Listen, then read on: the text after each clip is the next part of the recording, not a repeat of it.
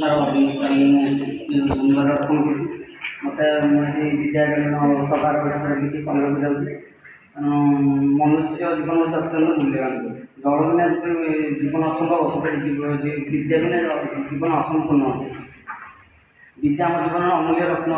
Sir ଆଉ ଆମର ଯେଉଁ ଅରବିନ୍ଦ ସାର୍ ଅଛନ୍ତି, ତାଙ୍କର ମୋତେ ଗୋଟେ ମାନେ ଆମର ଯେଉଁ ନୀତି ଶତକ ଯେଉଁ ଆମର ଅଛି ଯେଉଁ ଶ୍ଲୋକ, ତାଙ୍କ ସେ ଗୋଟେ ମନୁଷ୍ୟ ମୋତେ ହେଇଛି, ତାଙ୍କ ଅନୁମତି ଦେବେ ତାଙ୍କ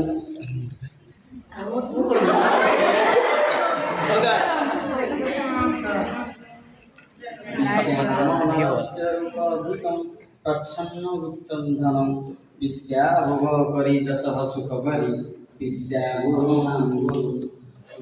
ବିଦ୍ୟା ବନ୍ଧୁ ଜଣେ ବିଦେଶ ଗମନ ବିଦ୍ୟା ପରମ ଦେବତା ବିଦ୍ୟା ସ୍ୱରାଜସୁ ପୂଜିତ ନୟନ ହିତମ୍ ବିଦ୍ୟା ବିହୀନ ପଶୁ।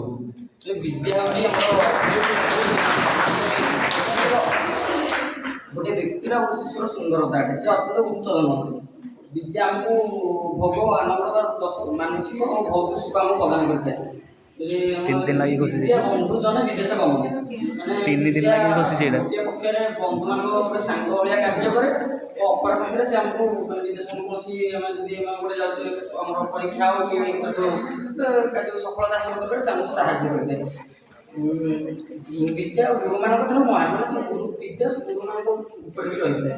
ତ ତାଙ୍କୁ ଦେବତାମାନଙ୍କ ସହିତ ବି ତୁଳନା କରାଯାଇଛି ନା ଦେବତାମାନେ ବି ତାଙ୍କୁ ବିଦ୍ୟାକୁ ଆଧାର କରି ବିଭିନ୍ନ ପ୍ରକାର ଶାସ୍ତ୍ର ନୀତିଶାସ୍ତ୍ର ରଚନା କରିଛନ୍ତି। ଆଉ ଗୋଟେ ଛୋଟିଆ କଥା କହିଲେ ଆମର ଯେଉଁ ପିଲାଦିନେ ଯେଉଁ ଆମର ବିବେକାନନ୍ଦ ତାଙ୍କର ପିଲାଦିନ ନାମ ନରେନ୍ଦ୍ରନାଥ ଦତ୍ତ। ସେ 12 ଜାନୁଆରୀ 1823 ମସିହାରେ କଲିକତାର ସମ୍ପ୍ରଦାୟ ଗ୍ରାମରେ ସେ ଜନ୍ମଗ୍ରହଣ କରିଥିଲେ।